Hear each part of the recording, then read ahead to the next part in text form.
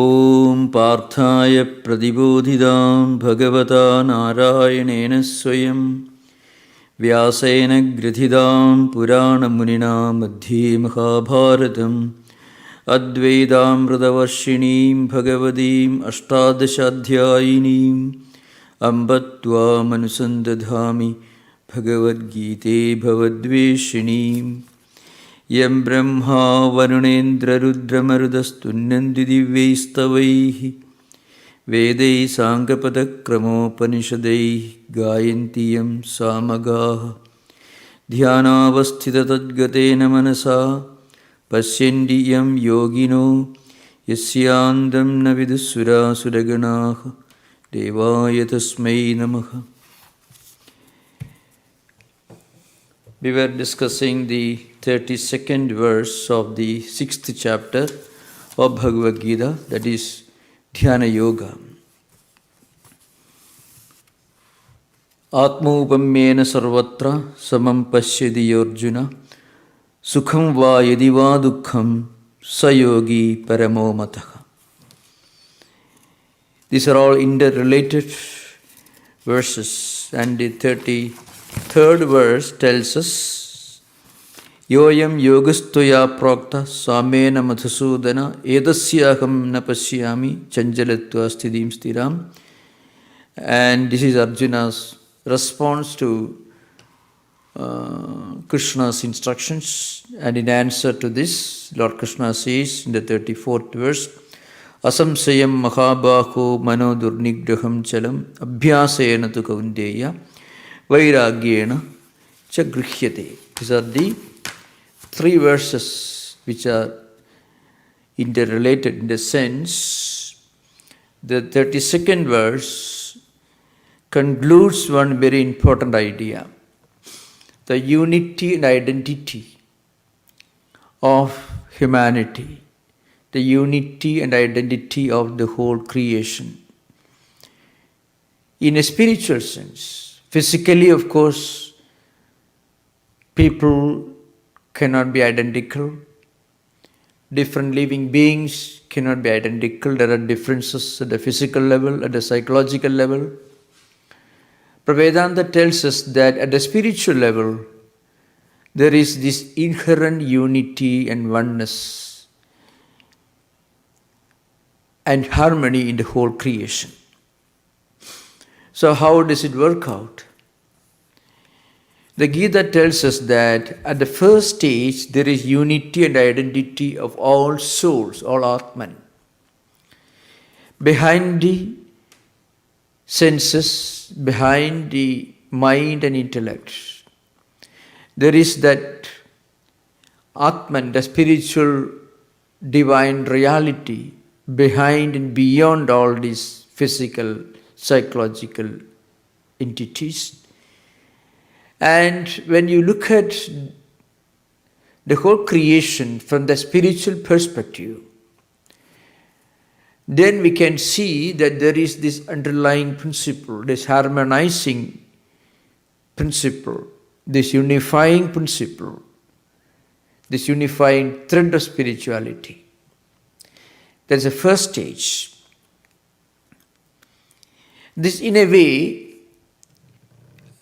gives a graphic presentation of our spiritual journey. Every sincere devotee of God, no matter to what religious tradition he or she belongs, or in a broader sense, every noble-hearted human being who may not even believe in a creator God, will realize this experience of the spiritual unity of the whole creation. When I stated that even those who do not believe in a creator God will reach that state, what I meant was those who believe in spirituality that goes beyond the conventional definitions of religion and rituals will realize this unity. Buddha is the most classic example. He was not an atheist. He did not deny the reality of God, but he did not affirm the reality of God as we understand normally in our religious traditions. But he was one of the most spiritual person. In a way, he was the one who actually lived in the constant remembrance and experience of the spiritual unity of the whole creation. So that's the first stage. No, those who believe, those who are conventional believers in God, they will understand that this Atman, which they experience being present in everyone, is actually the reality of God. I mean, Atman and God are the same. And then, at the third stage, here we are talking about the conventional believer in God. At the third stage, every sincere devotee who prays to God, who tries to practice in his or her life the spiritual teachings of his or her religious tradition, that person will realize the unity and identity of that God with the whole world. In other words, as God becomes a reality in our life, as physical a reality as the physical things are in our everyday life, then one will realize the unity and identity of that God with the whole world. He cannot leave the world out. Even in Advaita, as we say at the philosophical level, Brahma Satyam Jagat Mithya. Brahman is only reality. Everything else, including this phenomenal empirical world, is only a relative entity, in the sense it's mithya. But that is at the philosophical level, which actually an approach to the absolute reality from a dualistic perspective. Philosophy exists only when there is an element of Dvaita or duality. At the highest Advaitic level, which actually goes beyond, which transcends duality, which transcends philosophy. There we realize Brahma Satyam, Jagat Satyam. What we consider to be only a relative entity in the sense of the world constituted by names and forms, that world itself, when perceived from a transcendental perspective, leaving out the names and forms which constitute a diversity, then that world becomes non-distinct and identical with Brahman. So, this is the last state of a kind of universal spiritual humanism, with the essence of Advaita as an experience. And Advaita as a philosophy is only an approach, the penultimate stage, before we attain Advaita, the experience. So there's a Atma Ubemmena Sarvatra Samam Pasyadi Arjuna. The Samatvam, that evenness, that equanimity of attitude is really the highest state in our spiritual evolution.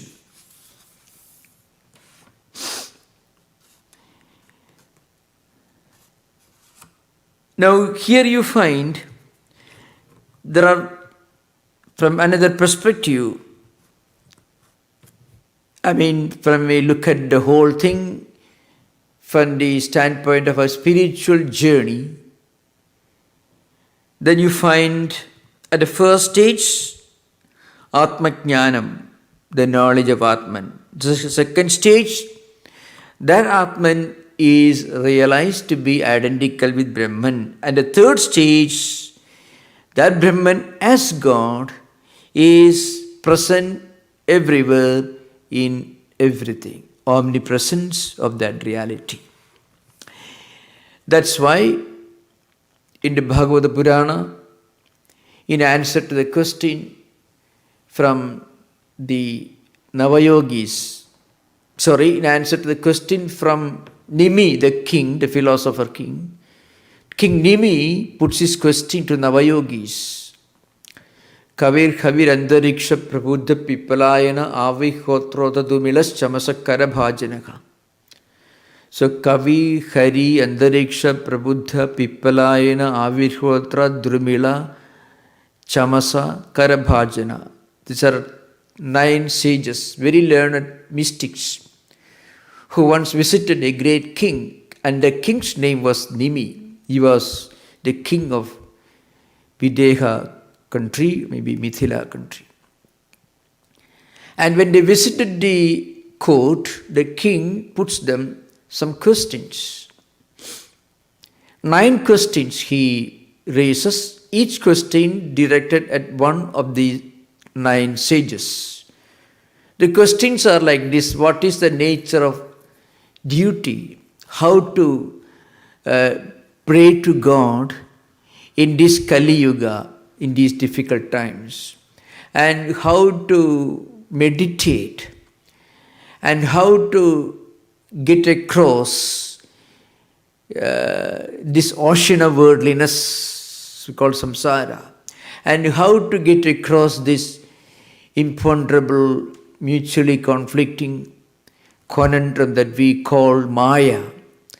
So all these questions are raised, but the most significant question that the king raised before the 9 sages was this: who is the best devotee of God?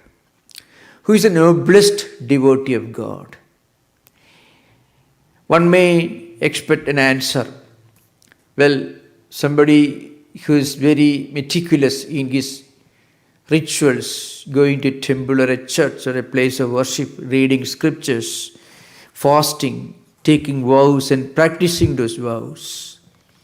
Or maybe giving a huge donation to a church. But the answer that the third of the Navayogis, Antariksha, gives is this: the one who sees the presence of God in everything and in everyone, and the one who experiences the presence of everyone in God. Such a person is the dearest, noblest, and most advanced devotee of God. That person may not be very regular in his performance of rituals, going to a church or a temple. He may not be reading a scripture every day, but he is leading a life in which he feels the presence of God all the time, in everything he does, in every word he speaks, in every thought he thinks, and in everything that he sees. Everything becomes a worship to him. No action is less important or less spiritual than worshipping God or praying to God. So, Sarva Bhuteshu yap pasyet Bhagavad Bhavam Atmanaha Bhutani Bhagavadi Atmani Esha Bhagavatottamaha.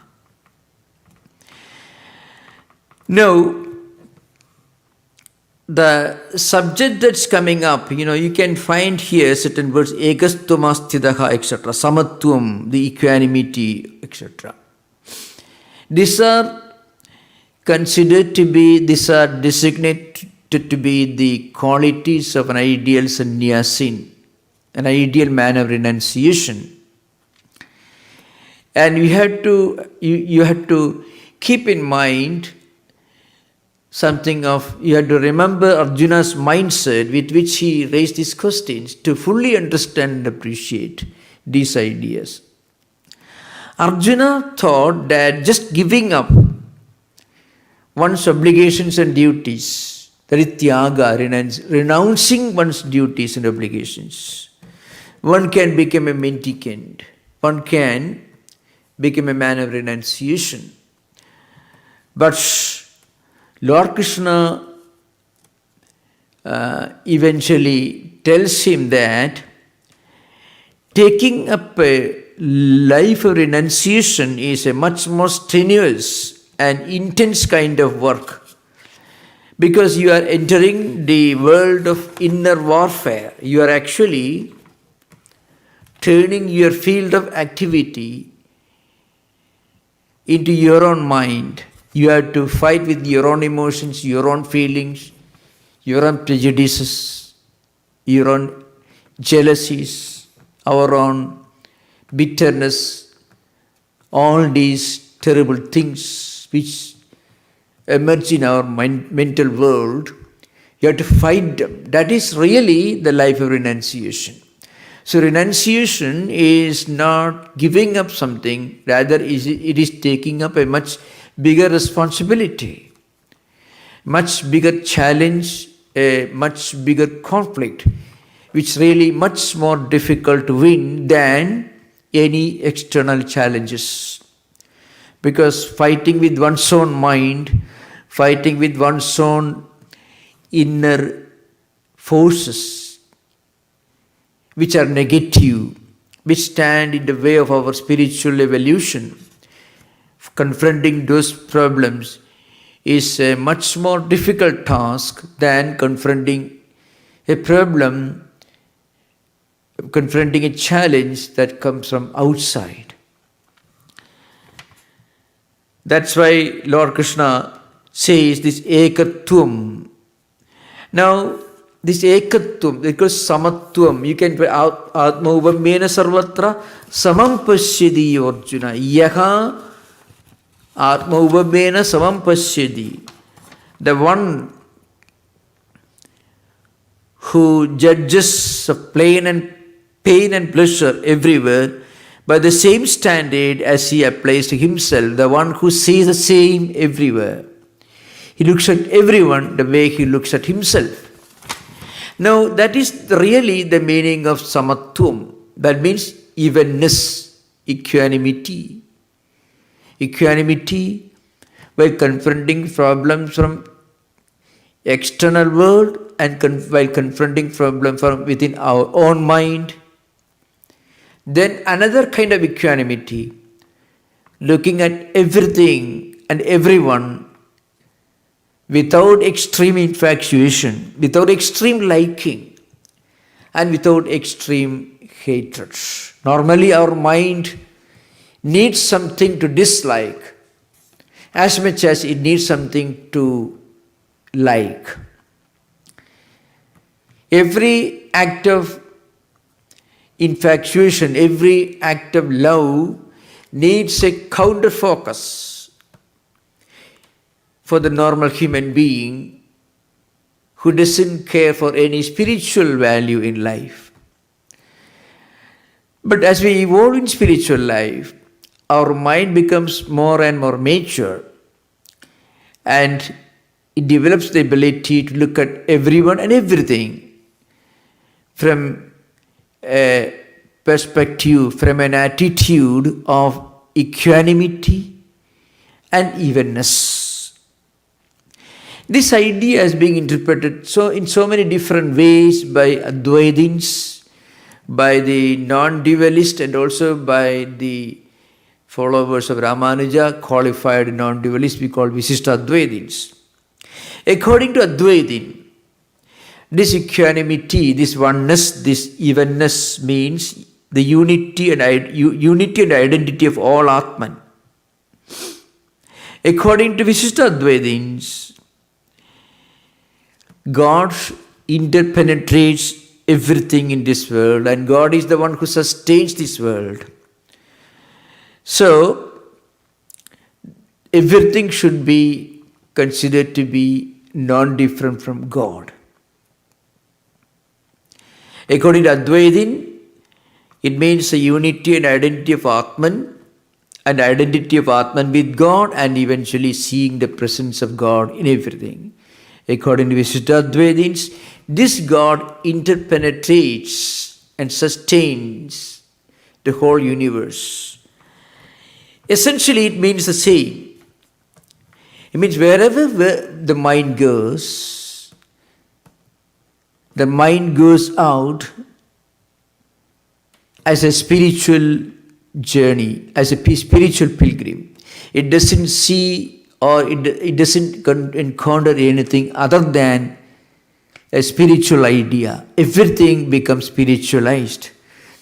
Yatra yatra manoyadi tatra tatra samatheha. Wherever the mind goes, there you experience something that is not dissimilar, that is not different from samadhi. In samadhi, we identify ourselves with the supreme, the transcendental divine reality. At an impersonal level, at a transcendental level. Now, a person who has reached the spiritual evenness and unity and oneness of existence, wherever his mind goes, that mind doesn't deviate from its samadhi state. It only connects with the spiritual. Even the so-called material is seen to be spiritual. Well, you may be looking at a cloth, but you can also say that you are looking at the threads out of which the cloth is made. Now, if you look at so many different clothes made of the same kind of thread, you can look at from two different perspectives. Each cloth is of a different color, different size, different shape, different use, and maybe different cost, different quality. But suppose you know that all these clothes are made of the same threads, then you may be looking at the clothes, but you'll be only seeing the threads. Like a goldsmith who has got so many golden ornaments in his shop, he may be valuing everything on the basis of the quality of the gold out of which that ornament is made. So he sees only gold, or you may have thousands of different types of clay utensils in front of you. So many pots and pans and plates and cups, all these made of clay. If you are a pot maker, you may be seeing only clay in everything. You won't be seeing the difference in shapes and sizes. Like that, a spiritual man, wherever his mind goes, in whichever direction he turns, he'll be able to connect with the spirit, connect with the spiritual dimension of whatever he sees. So for him, everything is spiritual. Nothing is material, everything is spiritual. Yatra yatra manoyadi, tatra tatra samadheha. Now, how does he live in this world? How does he interact with people in general? So one unique characteristic of such a spiritual person is he cannot consciously do anything wrong, anything harmful to others. Mentally, physically, or verbally. What we normally call morality and ethics becomes his natural characteristics. It is not something that he learns from a book and practices. Morality becomes spontaneous. It becomes impossible for him to do anything wrong. He becomes physically and mentally incapable of doing anything wrong. This is the moral, ethical value of this spiritual experience. Ekatvam and Samatvam. Ekatvam means oneness, Samatvam means evenness. In real practice, it is the same. Now we have a very profound subject coming up in the 33rd and 34th slokas. Arjuna, remember, Arjuna was not a highly advanced spiritual man. At least not the Arjuna whom we meet in the first chapter of the Gita. He was a totally confused, highly perplexed person. He had many doubts and worries and concerns and problems like any of us living in this 21st century. That's why we often look upon Arjuna as some kind of an international representative of humanity who lives for thousands of years, who is eternal. Arjuna is a metaphor. He is a symbol of humanity, our human spiritual aspirations. He is feeling like any of us would feel in this 21st century. He is asking questions that many of us ask every day to ourselves, and also maybe if you discuss spirituality with your friends, you may be discussing these subjects with your friends too. So he's asking this question, Yoyam yogas toya prokta samena madhusudana edasyakam napashyami chanjalatvad sthidim sthiram.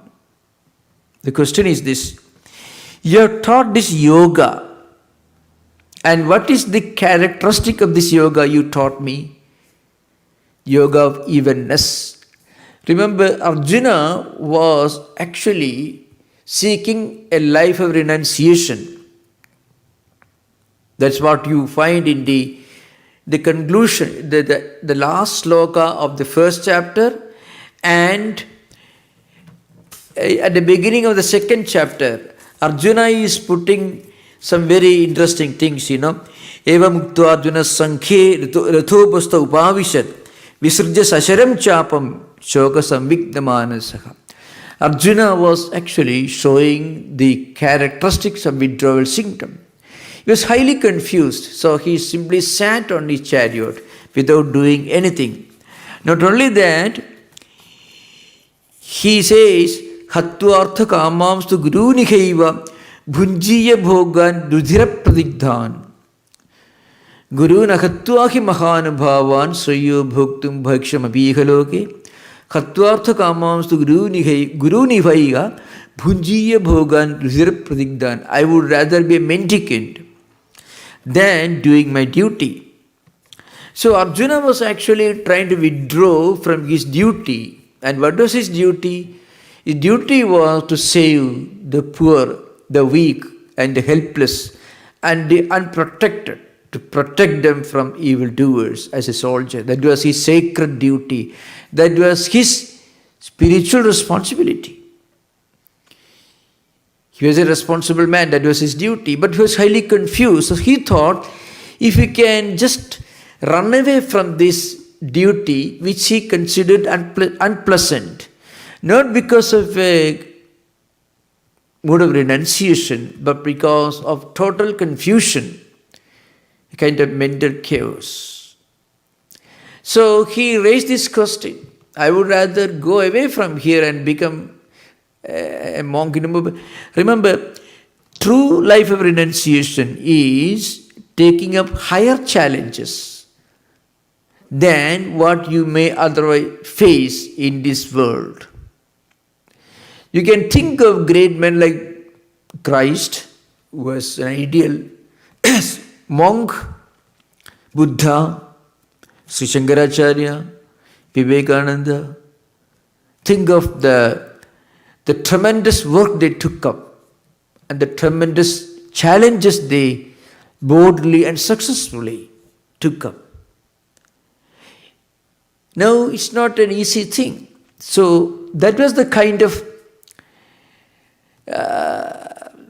ideal of renunciation that was respected and honored in ancient India. But Arjuna took an entirely different view. It is like a Sishasana, you are standing on your head, everything inwards. Arjuna thought just catching a bus, running away from the field of duty, well, that is wonderful. You can escape all these problems. That is what he was trying to do. But then Krishna told him, no, it's not possible for you. True life of renunciation is a very big challenge. It is not effeminacy. It is not insensitivity. It is not inaction. Actually, it is the opposite of all this. So, when he listened to all this, and when he listened to Lord Krishna's insistence on developing these qualities of Ekatvam and Samatvam, oneness and even-mindedness, which is not easy to attain, then he says, well, this yoga which you taught me just now, it is characterized by this evenness and the and a sense of oneness. I don't see if it is going to be possible for me. I do not see the possibility of it ever becoming a reality in my life. That's because my mind is restless. Edasyaham na pasyami. I am not able to see it ever becoming possible to me in my life. To obtain this quality of evenness and oneness. Remember, this evenness is unwavering evenness, stability of mind and ability to look at everything from a standpoint of Ekatvam. That should be practiced in the midst of your everyday life, which requires a lot of obligations, lot of actions, a lot of responsible duties and so on. So you have to practice this evenness, this Samatvam and Ekatvam in the midst of your everyday life, which is full of problems. It's not something that you can practice going to a forest and sitting under a tree where there is nobody around. It is something that you have to practice right in the midst of your life in this world. When you are working in an office, working in a factory, you are working in a field, you are working in a hospital, or working in a university, or you are ruling a country. In the midst of all these duties, you have to practice this Ekatvam and Samatvam, this oneness and this evenness, this stability of mind, equanimity of mind, you have to practice. And Arjuna confessed, well, I don't think it's ever going to be possible for me. So, and then and of course he had many things to say, but he had already stated this, many of these problems he had fully articulated in the first chapter and also at the beginning of the second chapter. So Lord Krishna fully admitted, Chanjalam hi mana Krishna pramati balavadridham tasyaham nigraham manye vayoriva suduskaram. Here Arjuna is continuing. He says his mind is restless, turbulent, strong, not willing, not yielding. Therefore I consider it's very difficult for me to control my mind. It is as difficult as controlling the wind. So Arjuna is substantiating his own words in the 34th sloka. In the 35th sloka, Lord Krishna is beginning to respond. He says, Asamsayam mahabaho manodud nigraham chalam abhyasena tu kaundeya vairagyena chagrihyade. So Lord Krishna says, you are perfectly right. Without doubt, the mind is naturally restless. And mind is difficult to control. And this is very well understood. It is not that we are not attracted to spiritual ideas. The problem is, we are attracted to spiritual ideas now, and after some time, that attraction is gone. Mind goes somewhere else. One may be inclined to practice spiritual disciplines now, or today, or for some time, but he may not be able to continue that for long, because the mind suddenly jumps into something else. It's called vikshiptam mana. So according to Patanjali, this mind, of course Patanjali here means, I'm talking about Vyasa's commentary, Vyasa Bhashyam on Patanjali Yoga Sutras, gives a very exhaustive, wonderful analysis of human mind. And according to Vyasa, mind belongs to 5 categories. One is kshiptam, modham, vikshiptam, ekagram, niruddham. The first 2 states are a bit abnormal. Kshiptam, restless, incapable of concentrating for a minute. Many people suffering from some extreme kinds of bipolar problems or manic activity of mind. Mind becomes manic energy, superabundance energy that could create a kind of total restlessness. And mudham is also a dumb, but it is restless. These are of course abnormal states. The third stage, which is very common to normal human beings, vikshiptam mana, is like the pendulum of a clock, which moves from one extreme to another extreme. When we listen to a lecture, when you go to a church or a temple or a synagogue, any place of worship, a holy place, when we read a holy book, when we associate with holy persons, or maybe you may be sitting in a calm and quiet place, you feel a lot of peace and tranquility. And you feel, oh, this is wonderful. But after some time, mind is no more so peaceful. Mind becomes restless. Again, mind, if you go to the same holy place, if you read the same book, you feel the same peace and tranquility. But it doesn't remain for long that way. So this is what actually leads to procrastination, especially as an obsession.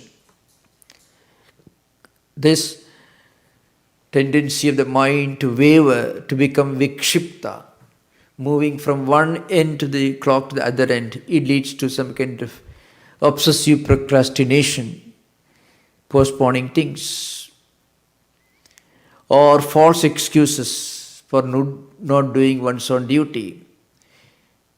So, now, coming back, because these verses are interrelated, 33rd, 34th, contain Arjuna's very natural, very normal doubts and concerns and worries. Arjuna says, I don't think it's going to be possible for me to control my mind and to practice this evenness and stability and equanimity, because my mind is like wind, I cannot control my mind. Now I am happy, after some time I am unhappy. I am not able to remain focused on one great idea for too long. And the 35th verse, of course, as I said, Lord Krishna fully admits the problem and fully understands the problem. And then he, of course, recommends a remedy, abhyasena tu kaunteya vairagyena chagrihyate, constant practice. Now, in the while discussing the 33rd verse, of course here, Srimad Bhagavad Purana has something very important to say, how the mind reacts and how the mind becomes restless and how it begins to waver. So Bhagavad Purana is something very interesting. In one of the verses says in the Ekadasha Skandha, Esha vai paramo yogo manasa sangraha smrita hridayajnattu mannichan demissevarvato muhu. So what the verse tells you is this: you should not fight with your mind, but slowly you must practice this technique of withdrawing the mind from conflicting thought currents by directing it to something positive. So it should be done slowly, feeding the mind with more and more useful ideas, because the mind becomes difficult to control. It becomes restless because it is a huge storehouse of negativity, confusions, conflicting ideas that we have deposited in our own mental world. When you go to a library and read a very undesirable kind of book or a magazine, or when we associate with persons whose words will not be helpful, whose words may create conflicts and confusion in our mind and may even shake our conviction, skeptical ideas, negative ideas. Somebody tells you, oh, spirituality is all meaningless, you should enjoy the world. Immediately your conviction or you believe in the importance of spiritual ideas is gone or shaken. So what we must do? Eshavai paramo yogudo manasa sangraha smrita hridayajnattu mannichan demissevarvato muhu. So arvada means, arvata means horse. Hridayajnatva means the main understanding the condition of the mind, anvichan.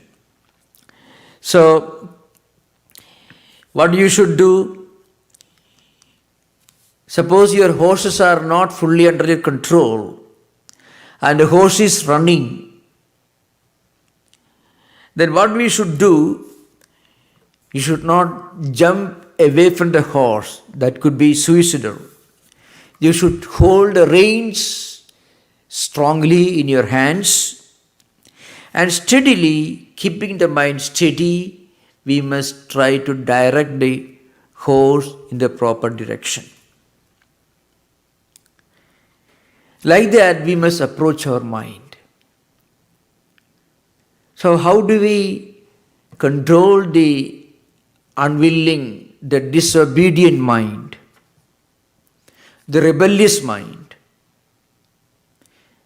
The way we control a rebellious horse, a horse that is trying to go in the opposite direction.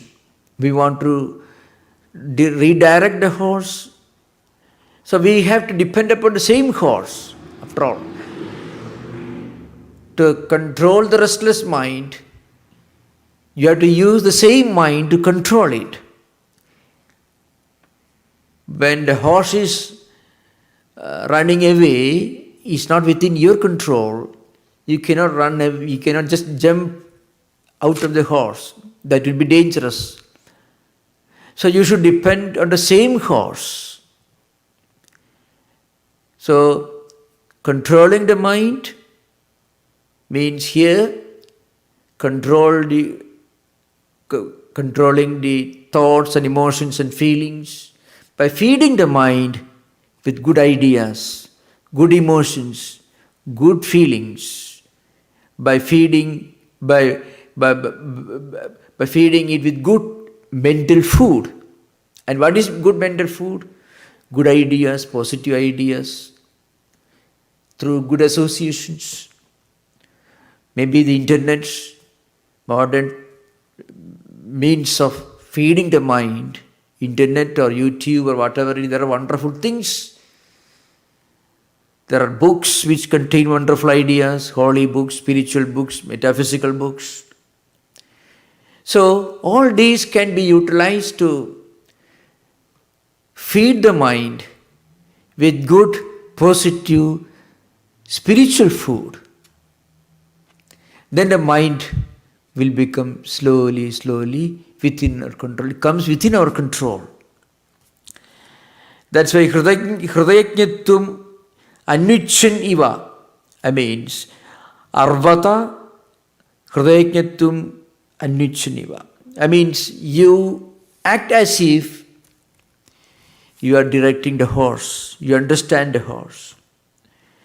So slowly we must try to discipline our mind by first storing our mind with an abundant quantity of good spiritual food. Because the mind right now has an abundant quality of negativity, negative ideas, conflicting ideas, confusion that creates confusion. And some good ideas, both are there. Both good ideas and also a lot of bad ideas. So that conflict and confrontation creates restlessness. So that's why people feel, oh, no, I'm listening to a lecture. I'm interested in spiritual life. These are wonderful ideas. After some time, the storehouse of negative ideas opens and everything is now gone. Again, the good emotions and feelings may return. So this is, of course, this is going to be recommended by Lord Krishna as Abhyasena tu kaunteya vairagyena cha grihyate. So abhyasa means repetition, repeated practice of disciplines to control the mind. The way you are trying to control a rebellious horse that is dragging you in the wrong direction. So this abhyasa will be discussed in the coming sessions again. Now we are coming to another important subject here. In the 34th verse, of course, you know, Lord Krishna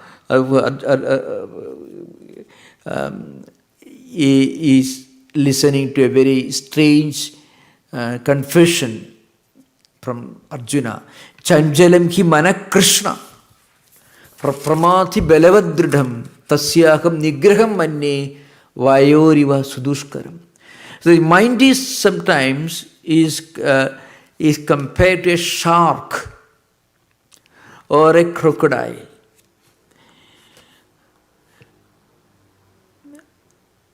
And it is like, it's also like, it's so fast and indefensible, difficult to confront, like wind. So, Chanjalam hi mana Krishna. Here, Shankaracharya, in his Bhashya, in his commentary, in this 34th verse, were commenting upon this particular expression called, Krishna. Shankaracharya says, this word has got a great significance. In fact, it is these insights that we get from Shankaracharya's commentary that helps us to appreciate the richness, the superabundance of the spiritual ideas in the Gita. Chanjalam hi mana Krishna. Krishna idi krishate vilekhanarthasya rupam bhakta jana papadi dosha karshanat Krishna. So the word Krishna, the Sanskrit word Krishna, is analyzed by Shankaracharya. Krishna has got many different meanings according to Panini's grammatical system, Dhatupada. Krish vilekhane, vilekhanam akarshanam. This is one meaning. Krishna is karshati, akarshati, somebody who attracts through his spirituality. But the meaning here, according to Shankaracharya, is different. Krishna here means Krisha vilekhane, krishate, or krishati. What it means? The plough. A farmer uses the plough to cut through the field, to turn up the earth, cutting furrows on the field. So, like that, the holy name of Krishna, it helps you to remove all the negativity, all the sins, all the undesirable emotions and feelings and ideas from our mind. That's why Shankaracharya says, Krishna iti krishate vilekhanarthasya rupam bhakta jana papadi dosha karshanat Krishna. So the word Krishna is used in this verse to imply the sense, the meaning that Krishna, the name Krishna, cuts through or turns up the earth, and cutting through furrows, it overturns and removes from the earth all the weeds and grass and undesirable vegetation, which means Krishna's name removes all negativity, all wrong ideas, and all sins. Bhakta jana papadi dosha karshana. He draws towards himself the sins of devotees. Means he overturns, he cuts through our mind like a farmer cuts through the earth that is going to irrigate and then cultivate, use for cultivation. Na kevalam atyartham cha chanjalam pramati pramathanashilam pramathnadi shariram indriyani cha. Here, of course, in the Bhashya, it is in a Tantunaga, the word is used here. It is very strong. Kim chadridham tandunagavat achedyam. So like a shark or a crocodile. The mind is like that, Indriyas are like that. Mind and Indriyas are interrelated. So these Indriyas and mind, they're all like shark. Shark can move very fast, and we don't know from which angle it may attack you. And a crocodile can use every part of its body for attacking us. So what Lord Krishna's name does is, it purifies our mind. It plows our mind. It cuts through our mind. It opens up our mind, turns up the earth, and removes all weeds and grass and undesirable growth and vegetation.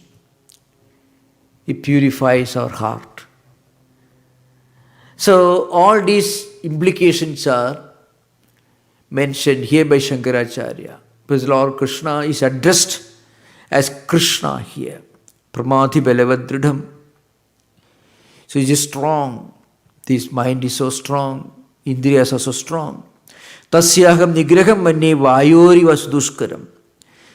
And this mind is so restless, turbulent, strong and yielding. So the Tantunaga, the word Shankaracharya says, is just like a shark or a crocodile. Very strong, very fast, and difficult to confront, difficult to defend ourselves against his attack. When all these ideas are stated, Lord Krishna is beginning to respond. Asamsayam mahabaho mano durnigraham chalam abhyasena tu kaunteya vairagyena chagrihyate. There is no doubt this mind is restless and difficult to control, but it can be controlled. Abhyasena tu kaunteya vairagyena. So abhyasena vairagyena. Through constant practice and also through renunciation,